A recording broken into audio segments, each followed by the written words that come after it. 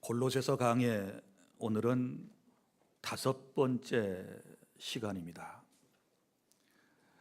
지난 시간에 여러분들에게 예수님만이 우리의 주님이 되시는 이유에 대하여 말씀을 드렸습니다. 기억나십니까? 예수님께서 나를 구원해 주신 주님이시기 때문에 주님만이 나의 주님이시고, 또 예수님은 하나님이시며 창조주이시기 때문에 나의 주님이시다. 그리고 교회의 근본이 되시고 교회의 머리가 되신 분이시기 때문에 나의 주님이 되시며, 또 하나님과 인간 사이를 화평케 하시려고 대속의 죽음을 통하여 우리와 하나님 사이를 연결해 주셨으므로 예수님만이 진정한 나의 주님이 되신다라고 하는 말씀을 드렸습니다. 오늘 이 시간에는 예수님을 나의 주님으로 확고히 믿는 사람들이라면 어떻게 살아야 할 것인가에 대하여 말씀을 드리겠습니다. 오늘 본문은 이렇게 시작합니다. 나는 이제 너희를 위하여 받는 괴로움을 기뻐하고 그리스도의 남은 고난을 그의 몸된 교회를 위하여 내 육체에 채우노라. 이렇게 본문이 시작이 되는데 이 말씀의 뜻이 무엇일까요? 사도 바울은 골로새 교회 성도들을 위하여 감사했고 기도했고 또 지금 기뻐하고 있는 모습을 볼 수 있습니다. 한 번도 가본 적도 없고 만나본 적도 없고 더더구나 자기 자신이 개척한 교회도 아닌 골로새 교회 신자들을 향하여 바울은 이런 멋진 표현을 하고 있습니다. 진실로 예수님의 마음을 갖는 사람들은 타인에 대해서 감사할 줄 알고 그를 위하여 기도하게 되고 또 그에게 주님을 가르쳐주고 그리고 또 그들을 위하여 헌신하고 수고하는 것조차도 기쁜 마음을 갖게 되는 것입니다. 이런 은혜가 우리 주 안의 모든 성도 여러분들에게 함께 하시기를 바랍니다. 그런데 여기 그리스도의 남은 고난을 그의 몸된 교회를 위하여 내 육체에 채운다라고 하는 말씀이 나오는데 이 말씀은 여러분이 좀 깊이 깨닫는 말씀이어야 합니다. 무슨 얘기인가 하면 예수 그리스도께서 우리의 구원을 위하여 당하셨던 모든 고난이 부족한가라고 하는 것이지요. 여기 채운다, 그리스도의 남은 고난 그랬으니까 주님께서 우리를 위하여 고난 받으신 것들이 무엇인가 부족한 것이 있어서 우리가 그것을 채운다라고 하는 뜻으로 우리가 받아들여서는 안 됩니다. 우리가 분명히 아셔야 할 것은 우리의 구원을 위하여 주님께서는 완벽한 고난을 치르셨습니다. 이 사실을 믿으시기를 바랍니다. 구원을 위하여 예수 그리스도께서 우리를 위하여 행하셨던 그 모든 고난, 그것은 더 이상 보충할 것이 없습니다. 주님께서 내가 다 이루었다라고 말씀을 하실 때 율법에 따라서 예수님은 십자가에서 피를 쏟고 죄인된 저와 여러분을 위하여 모든 것을 다 해결하셨기 때문에 더 이상의 구원을 위하여 그 어떤 보충 재료도 필요하지 않다 그 말이고, 그럼 이 말의 뜻은 무엇일까요? 자, 예수 그리스도의 고난의 결과로 많은 사람이 구원받아 교회가 생겨났습니다. 이제 더 많은 사람들이 구원받고 주님께 돌아올 수 있도록 저와 여러분이 육체적 수고를 통해서 계속해서 복음을 전해야 된다라고 하는 말씀입니다. 이해가 되셨습니까? 완벽하게 이루어 놓은 구원 사역을 우리가 저 세상 사람들에게, 믿지 않는 사람들에게 전하기 위해서 육체적인 고난, 수고로움을 우리가 감수해야 된다, 그 뜻이에요. 자, 그러면 이제 우리가 수고해야 할 세 가지를 말씀을 하고 있는데, 첫째, 24절부터 27절까지는 복음 전파를 위한 수고가 있어야 합니다. 자, 예수님을 구주로 믿는 사람들은 예수 그리스도를 다른 사람에게 전해야 할 사명이 있는 것이지요. 그래서 사도 바울은 예수님을 만나 구원받고 난 이후에 이 복음을 전하기 위해서 그는 유럽 전 지역을 다니면서 얼마나 수고를 했는지 모릅니다. 특별히 그 결과로 이제 사도 바울이 에베소에 가서 복음을 전하게 되었을 때 어떤 일이 있었습니까? 그때 에바브라라고 하는 사람이 그곳에 왔습니다. 그리고 그곳에 와서 복음을 전하게 되었을 때 그는 바울이 전해준 복음을 마음속에 받아들이고 너무 그 복음이 감격스러워서 자기 고향에 가서 하나님의 말씀을 전하고 교회를 세우지 않습니까? 자, 그래서 이 교회는 전 세계적으로 퍼져 나가기를 시작했습니다. 사랑하는 여러분, 우리가 복음을 누구에겐가를 통하여 들었습니다. 여러분들이 지금 이 자리에 있게 된 것은 누군가가 여러분들에게 복음을 전해 주었기 때문에 여러분이 지금 이 자리에서 구원받고 주님을 예배하는 그런 은혜를 지금 입고 있는 것입니다.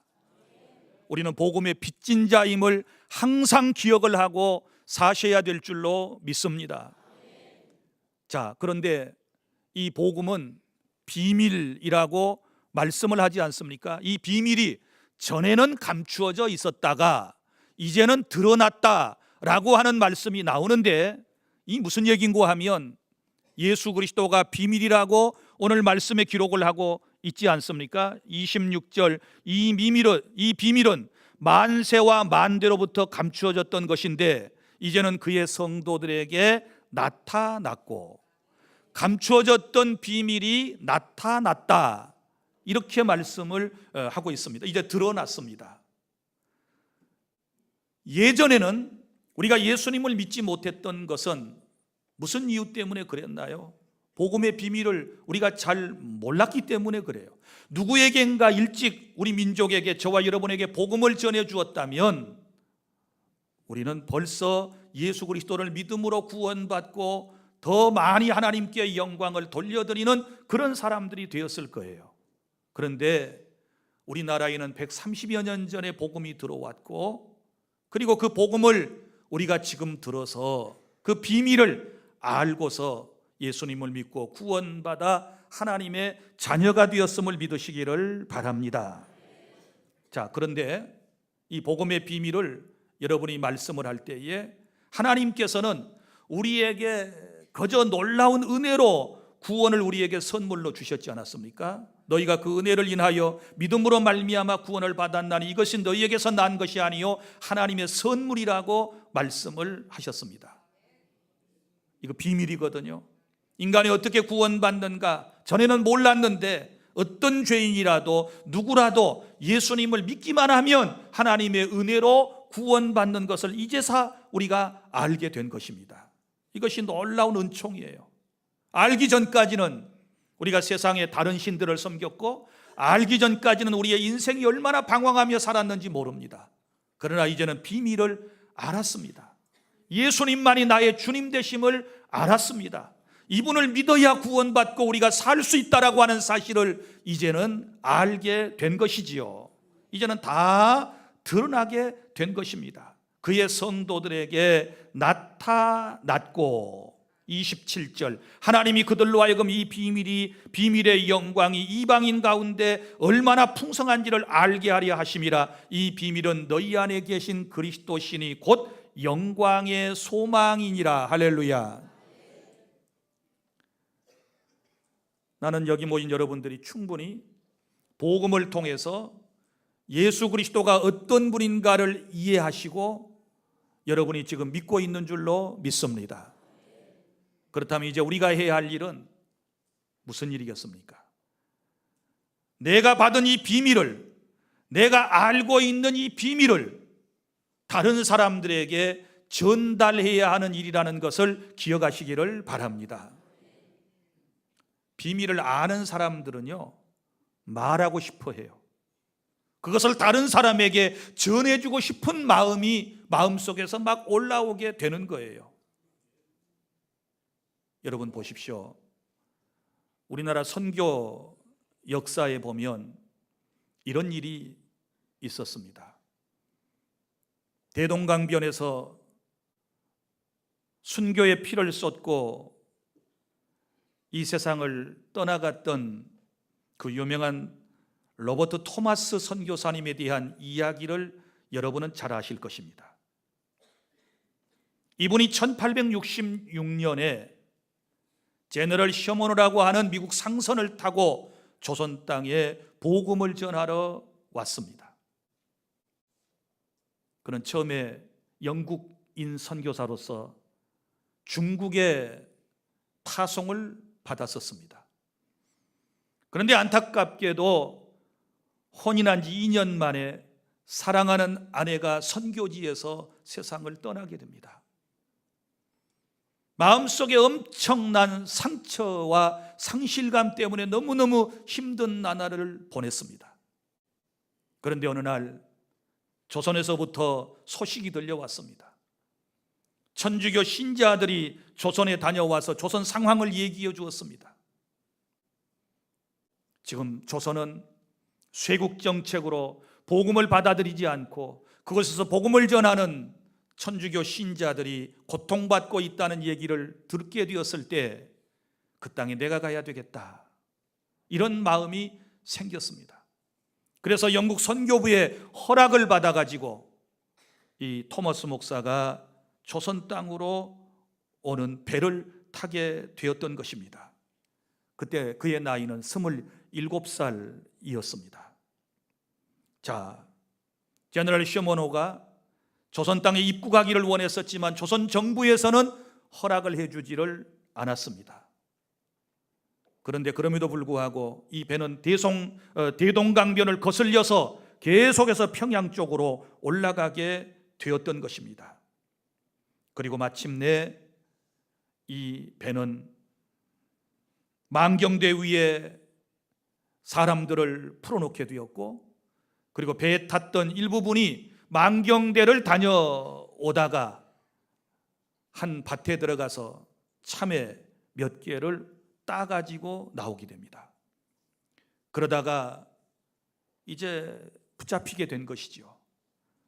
자, 그것을 지켜보고 있었던 조선 군인들이 그냥 그대로 놔뒀겠습니까? 그래서 강둑에서 이 참외를 훔쳐가지고 나오던 사람들을 처형을 시켜버리게 되었습니다. 이렇게 되니까 이제 제너럴 셔먼호에서는 조선 사람 이현익이라고 하는 사람을 붙잡아서 배로 데리고 왔습니다. 그리고는 감금해 놓고 그를 돌려보내지를 않게 되었던 것입니다. 그리고 무모하게 저 조선 군인들을 향하여 총을 난사하게 되었던 것이지요. 이렇게 되자 조선 군인들이 배에다가 공격을 가하여 배가 침몰하게 된 것입니다. 배가 불에 타서 침몰하게 될 때 토마스 목사가 이제 성경 몇 권을 들고서 배에서 나와서 모래밭에서 자기를 죽이려고 하는 병졸 박춘권에게 기도하고 성경을 받으라고 건네줍니다.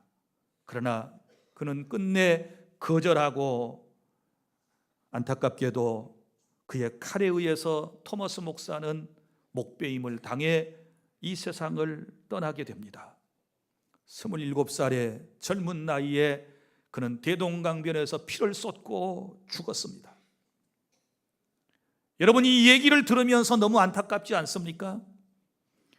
20대 중반밖에 되지 않는 파란 눈을 가진 영국인 선교사가 중국에서 조선 땅에 와서 이 복음을 전하고 이렇게 안타깝게 복음을 제대로 전하지도 못하고 세상을 떠나는 이런 모습들을 우리가 생각해 보면 너무 안타깝지 않습니까? 그런데 그 이후에 놀라운 역사가 있었습니다. 역사에는 이렇게 기록되어 있습니다. 그 후에 토마스를 죽인 병졸 박춘권은 집으로 돌아가는 길에 토마스 목사가 주려고 했던 성경을 주워가지고 자기 집에 돌아갔습니다. 그리고 그것을 읽다가, 몰래 읽다가 예수님을 영접하게 되었고 나중에는 평양교회 장로가 되었다는 기록이 나옵니다. 할렐루야. 또 그의 조카 이영태라고 하는 사람도 있었는데, 이 사람은 예수님을 믿고 평양 숭실학교를 졸업한 후에 선교사의 조사가 되어서 성경 번역위원회에 동참했다고 그럽니다. 또 셔먼호가 대동강에서 불타는 그 모습을 목격한 수많은 사람들 가운데 그때 당시 12살 되었던 한 소년이 있었습니다.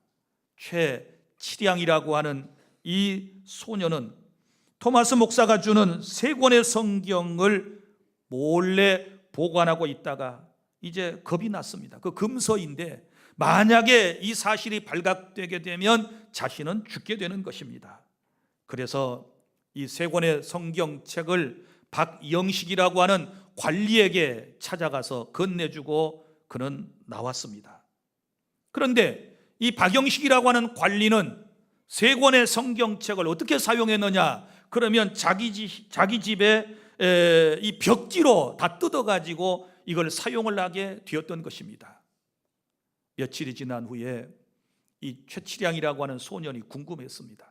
자기는 두려워서 이 성경을 관리에게 갖다 주었는데 이 사람은 도대체 그것을 어떻게 했을까? 불에 태웠을까? 찢어버렸을까? 어떻게 했을까? 하고 그 집에 갔는데 벽에 이게 다 뜯겨가지고 쭉 발려져 있는 거예요. 이 아이는 무슨 글인지도 몰랐습니다. 그래서 호기심에 그 글을 차근차근 벽에 붙어 있는 성경을 읽어가다가 결국은 예수님을 알게 되고 구원받게 된 줄 믿으시기를 바랍니다. 이것도 하나님의 큰 은혜입니다. 그리고 또 성경을 뜯어서 벽지로 발랐던 이 집은 나중에 평양 최초의 교회인 널다리골 예배당이 되었다. 평양 최초의 교회가 된 것입니다. 사랑하는 주안의 성도 여러분, 토마스 목사의 죽음은 결코 헛되지 않았습니다. 오늘 우리에게도 이런 은혜가 있기를 바랍니다. 우리가 복음의 비밀을 알았으면 예수 그리스도만이 우리의 유일한 구세주이고 그분을 믿어야 구원받는다는 이 사실을 우리가 확고히 믿는다면 우리도 담대함을 가지고 나아가서 이 복음을 온 세상 사람들에게 전해야 될 줄로 믿으시기를 바랍니다. 우리 교회가 해야 할 일이 무엇입니까? 우리가 정말 예수님을 잘 믿는 교회라면 저와 여러분이 해야 할 일이 무엇이겠습니까? 그것은 복음을 전하는 일입니다. 교회 본연의 사명을 망각해서는 안 됩니다. 말세의 교회들이 교회 본연의 목적을 망각하고 엉뚱한 곳에 자꾸 치우치는 경우들이 있지 않습니까? 나는 우리 주 안의 모든 성도 여러분에게 정중하게 권면합니다. 특별히 예수님을 먼저 믿고 직분을 맡은 사람들이 하나님의 말씀을 이루기 위해서 여러분이 전도하는 일에 나서주시기를 바랍니다. 25절, 내가 교회의 일꾼이 된 것은 하나님이 너희를 위하여 내게 주신 직분을 따라 하나님의 말씀을 이루려 함이니라. 아멘. 직분을 가진 사람들은 이 복음의 비밀을 더 열심히 온 세상 사람들에게 전해서 정말 하나님의 나라를 우리가 확장해 나가는 일에 앞장서야 한다는 사실을 기억해 주시기를 바랍니다. 그 다음에 둘째는 이제 우리가 해야 할 일이 무엇입니까? 28절, 성도를 세우기 위하여 수고해야 하는 것입니다. 28절 다 함께 시작. 우리가 그를 전파하여 각 사람을 권하고 모든 지혜로 각 사람을 가르침은 각 사람을 그리스도 안에서 완전한 자로 세우려 함이니. 아멘. 자, 첫 번째 해야 할 일은 복음을 전하는 일이었고, 그 다음에 두 번째 해야 할 일은 복음을 듣고 교회 안에 온 사람들을 우리가 세우는 일을 해야 하는 것입니다. 여기 완전한 자로 그리스도 안에서 세우는 일, 이걸 양육이라고 말할 수 있습니다. 전도하는 것도 귀한 것이지만 교회 안에 들어온 성도들을 잘 양육해야 하는 것입니다. 전도를 통하여 예수님을 믿는 것은 새로운 탄생, 영적인 거듭남이고, 그리고 거듭났으면, 새로 탄생했으면 이제는 보살핌이 필요한 것입니다. 양육이 필요한 것입니다. 엄마가 아이를 낳았으면 그 아이를 잘 보살펴서 양육하는 것처럼 이미 예수님을 먼저 믿는 사람들은 교회 처음 나온, 그리고 믿음이 연약한 사람들을 잘 보살피는 일을 해주시기를 바랍니다.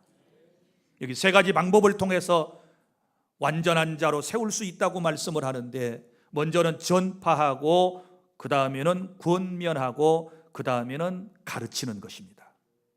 전파하고 권하고 가르치는 일을 통해서 사람을 세워나가는 것입니다. 우리 교회는 사람을 세우는 교회가 되어야 합니다. 믿습니까? 그러므로 누구든지 교회에 속해 있는 분들은, 교회 안에 이제 들어오시는 분들, 복음의 비밀을 깨닫고 교회 안에 들어오시는 분들을 우리는 잘 세울 수 있어야 합니다. 양육해야 됩니다. 그러려면 몇 가지 마음이 필요합니다. 어떤 마음이 필요할까요? 먼저는 사랑이 필요하지요. 사랑 없으면 관심이 없어요. 지금 옆에 함께 예배하는 사람에 대하여 사랑이 없으면 아무런 관심이 없어요. 그래서는 안 됩니다. 우리는 예수 그리스도의 피로 한 가족이 된 공동체임을 기억해 주시기를 바랍니다. 사랑과 관심이 필요합니다. 믿습니까? 그리고 양육에는 인내가 필요한 것이지요. 사랑과 관심뿐만 아니라 인내가 필요해요. 여러분이 아이들을 낳아서 길러보신 분들은 아시겠지만은 그 아이가 자라나는 그 과정을 인내하면서 양육하는 것입니다. 얼마나 참습니까? 똥오줌을 다 가려주고, 말도 가르쳐주고, 세상을 살아가는 방법도 가르쳐주고, 이것도 저것도 다 가르쳐주지 않습니까? 그가 성장할 때까지 인내하면서 가르쳐 주듯이 신앙생활도 마찬가지입니다. 이제 교회 안에 들어온 사람들, 영적 유아기 상태에 있는 분들이 있을 수 있습니다. 우리는 그분들을 기다려야 합니다. 사랑을 가지고 그가 변화되기를 위해서 기다려줘야 된다는 사실을 깨달을 수 있기를 바랍니다. 주님이 우리를 기다려주고 참아주신 것처럼 우리도 기다리는 마음이 필요한 것입니다. 저는 37년 동안 우리 교회를 개척하여 여기까지 이끌어오면서 기다림에 대한 많은 것을 배웠습니다. 저는 이제 기다리는데 선수가 된 것 같은 기분이 들어요. 여러분, 참 어떤 사람 잘 안 변해요. 제가 가장 속상하고 안타까운 것이 뭐라고 그랬습니까? 신앙생활을 이만큼 했으면, 목사의 설교를 이만큼 들었으면, 교회에서 저 정도의 중직을 맡았으면 좀 달라져야 되지 않겠습니까? 좀 변해야 되지 않겠습니까? 그런데 여전한 분들이 계시거든요. 그럼 어떡합니까? 목사는 기다려야 되는 거죠. 그래서 기다립니다. 오늘이나 내일이나 기다립니다. 그리고 계속해서 그래도 변하지 않는 분들을 보면 이제 주님께 맡깁니다. 주님이 하세요. 주님이 저 사람 좀 변하게 만들어주세요 하고 주님께 의탁하는 수밖에 없지 않겠습니까? 여러분, 어디 저뿐이겠습니까? 우리 서로 기다려주세요. 누군가를 전도했으면 사랑으로, 인내함으로 그가 예수님을 제대로 알고 믿고 바로 살 때까지 계속해서 기도해 주시고 위로해 주시고 권면해 주시고 격려해 주시고 여러분이 그렇게 돌봐주셔야 여러분처럼 하나님께 헌신할 수 있는 한 분이 또 생기는 것입니다. 믿습니까? 셋째로 이제 우리가 해야 할 일이 있습니다. 그것은 29절 성령의 능력으로 수고해야 합니다. 29절 다 함께 시작. 이를 위하여 나도 내 속에서 능력으로 역사하시는 이의 역사를 따라 힘을 다하여 수고하노라. 아멘. 자, 전도하는 일 어떻게 해야 됩니까? 성령의 능력으로. 양육하는 일 어떻게 해야 됩니까? 성령의 능력으로. 성령의 능력으로 할 때 어떻게 합니까? 힘을 다하여 수고하노라. 할렐루야. 하나님의 일은, 전도와 양육과 하나님의 일은 사람의 열심과 사람의 노력만 가지고 되는 게 아닙니다. 하나님의 성령의 역사 없이는 힘들어요. 성령님의 역사를 힘입지 아니하고 여러분이 하나님의 일을 한다라고 할 때 얼마나 오래 가던가요? 얼마 못 가요. 금방 지쳐서 쓰러지고 내려놓고 그래요. 오늘 우리에게 필요한 것은 하나님의 능력임을 믿으시기를 바랍니다. 성령 하나님께서 우리 가운데 강력하게 역사하심을 통하여 우리에게 주신 귀한 사명을 우리는 잘 감당할 수 있는 것입니다. 오늘도 주의 성령 하나님께서 여러분 모두에게 충만히 임하는 시간이 될 수 있기를 바랍니다. 말씀을 맺습니다. 사랑하는 여러분, 우리는 예수님을 주님으로 믿는 사람들입니다. 분명한 하나님의 자녀입니다. 할렐루야. 그러면 이제 해야 할 일 3가지가 있다고 그랬습니다. 이제는 목숨을 내걸고 주의 복음을 바울처럼 에바브라처럼 그리고 토마스 목사님처럼 결과는 하나님께 맡기고 복음 전하는 일에 수고해 주시기를 바랍니다. 그리고 또 이미 교회 안에 들어온 사람들, 전도되어서 우리 교회 안 식구가 되신 분들을 여러분이 부모의 심정을 가지고 잘 보살펴 주시기를 바랍니다. 완전한 자로 세워주시기를 바랍니다. 우리가 세워줘야 되는 거예요. 실수하고 나와 다른 모습이라 할지라도 용납하고 이해하고 우리가 기다려줄 줄 아는 그런 마음을 가질 때 한 새로운 가족이 주 안에서 온전하게 굳건히 서가게 될 줄 믿으시기를 바랍니다. 그리고 이 모든 일은 성령의 능력으로 가능하다. 인간의 힘으로 하려고 하지 말고 하나님의 은혜를 구해서 성령의 능력으로 귀한 사명을 잘 감당해서 하나님께 영광 돌리는 주 안의 모든 성도 여러분이 다 되실 수 있기를 바랍니다. 기도하겠습니다.